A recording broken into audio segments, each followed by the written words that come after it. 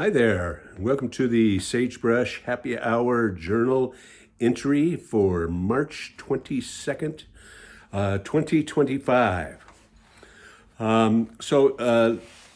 Yesterday or last night, I was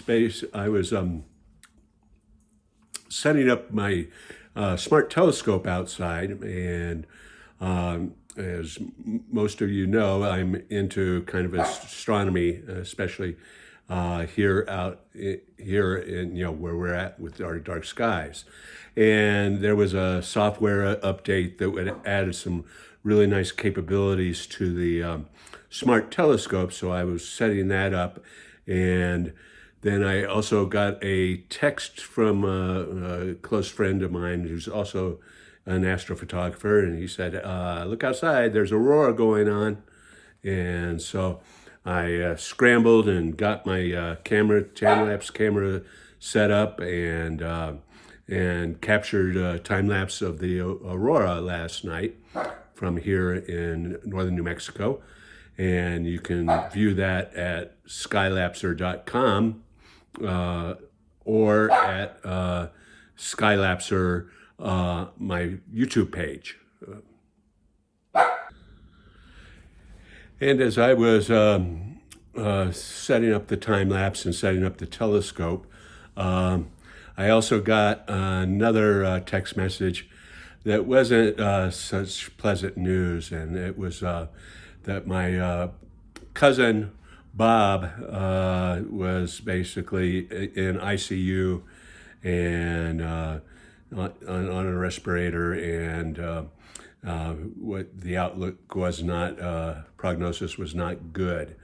And so Bob was a really close cousin of mine. I mean, some of my cousins are as close as siblings, and Bob was one of those, and he was kind of my mentor when I was in my teenage years. He was a little bit older than I was, and he was really fascinated by science. And so he really gave me an interest in science, and